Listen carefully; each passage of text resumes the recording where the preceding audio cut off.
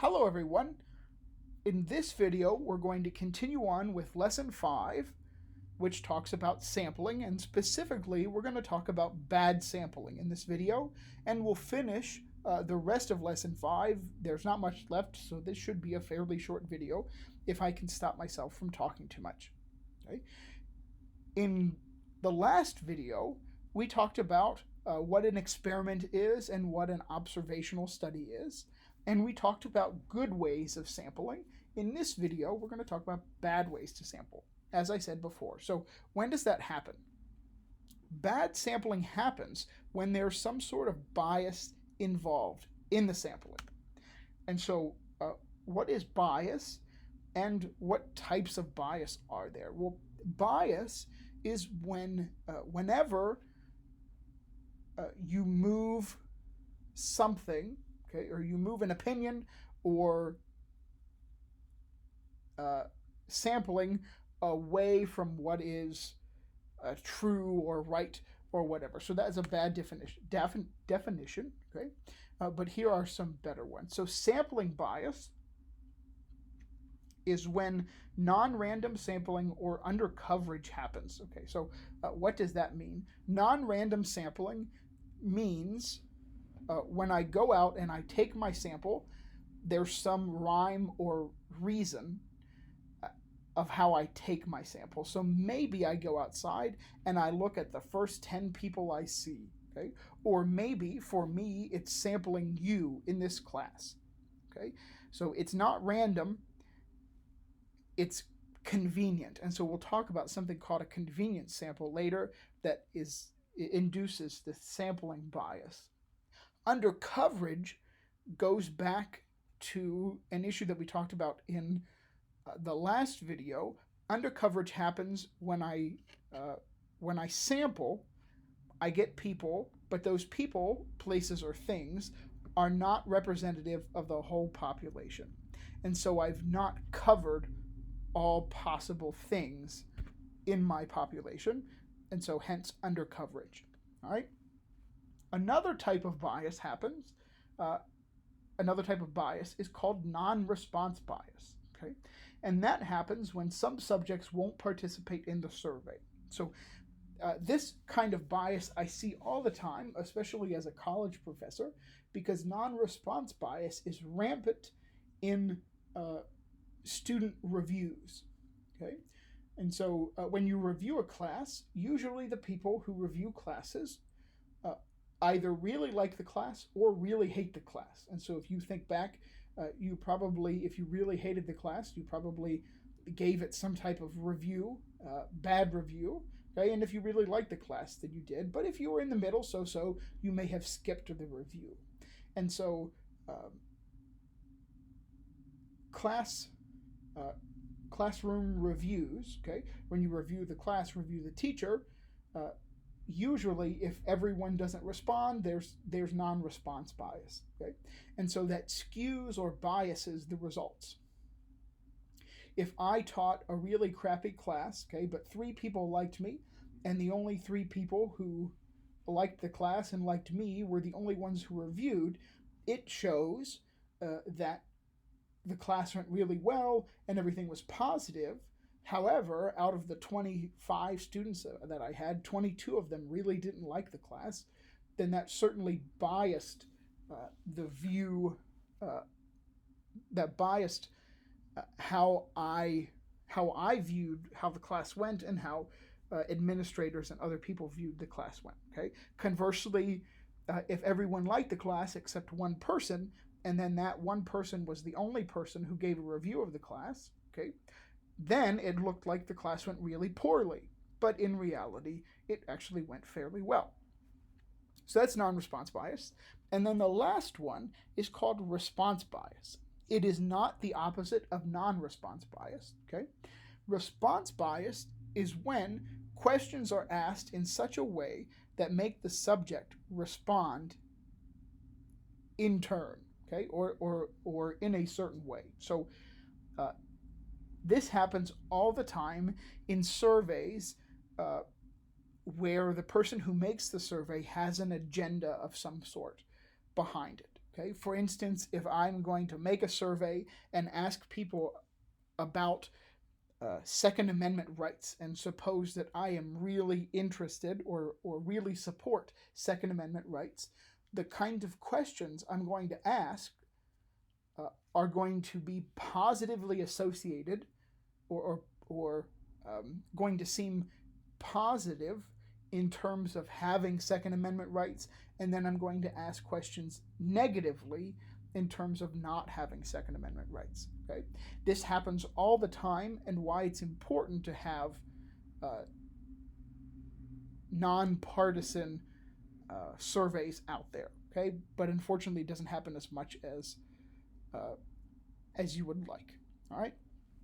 So when you can't perform an experiment, you may take a survey, collect data already taken, whatever, and so hopefully you want to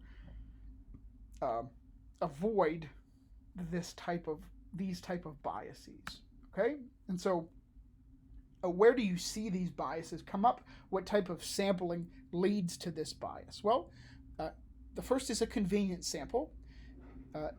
And a convenient sample is when you sample the most convenient subjects. So that would be you for this class. Okay, if I did a sample where I just sampled all of you, you are kind of captive here in this class. Okay, I could even associate points with completing the survey, and so that's going to lead to biased results. Okay, and then the second is a volunteer sample, and so a volunteer sample is when a sample happens where subjects volunteer to be in the sample. So this would be a Facebook poll, an Instagram poll, a Twitter poll, where you just put the poll out there, or maybe some Google form that you just post, okay, and you say, if you want to, fill it out.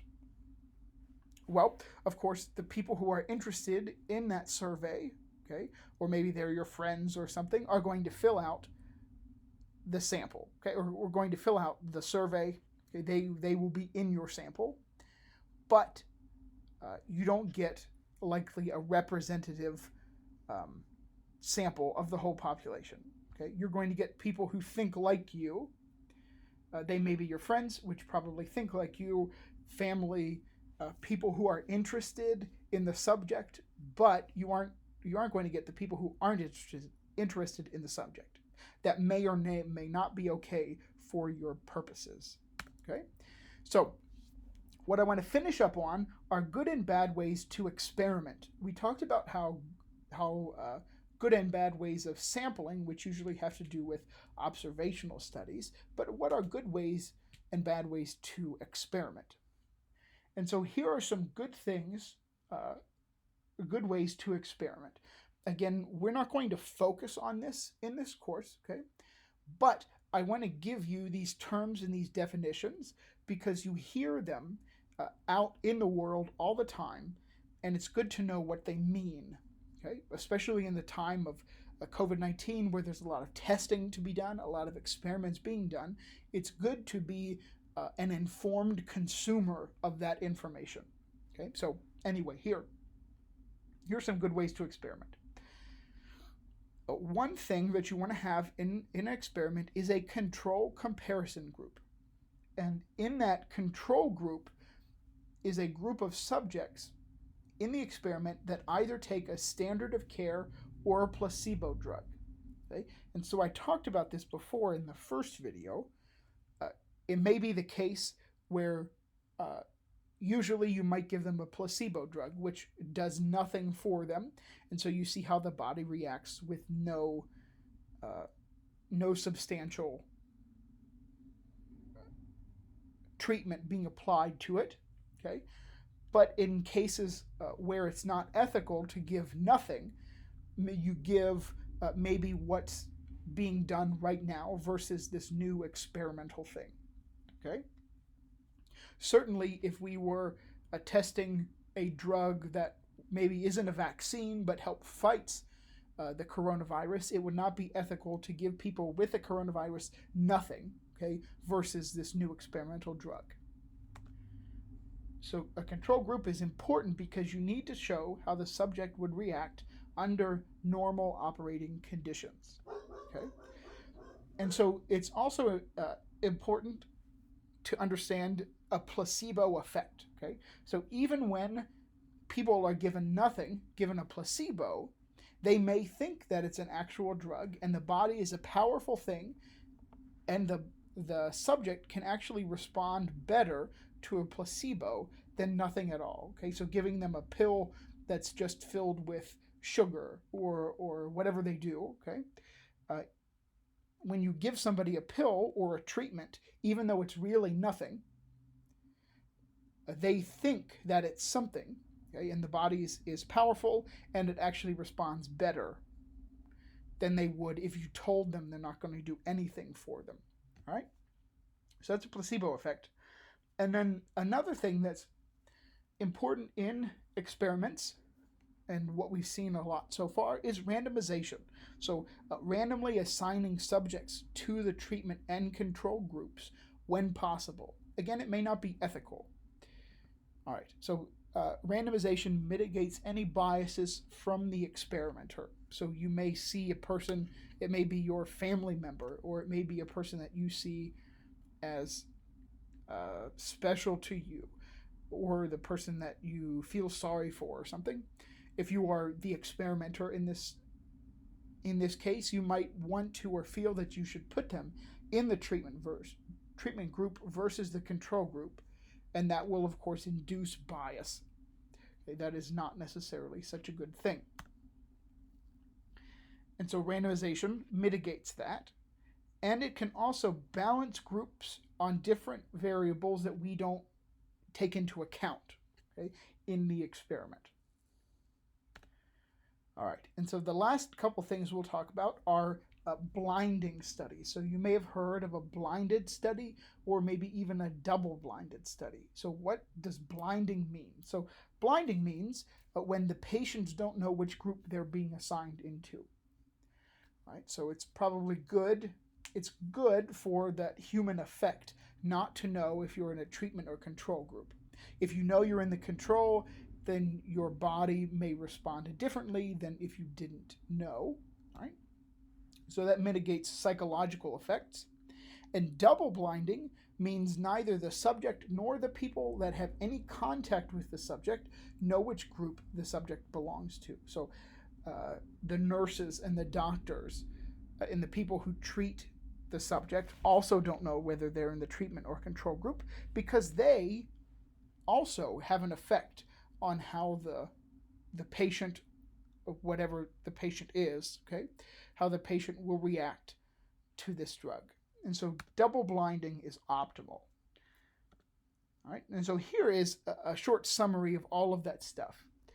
Again, if you didn't get really anything in this lesson, you'll be fine for the rest of the course. This is to just give you a little bit of background about what goes behind the data that we actually see in a nice form in this class. Okay? And so a reading assignment, pages 154 to 176, encompass all of this lesson. And so if I wasn't clear about anything, or you are really interested in this subject and you want to learn more, then you can look to these pages. Okay? I'll see you next time.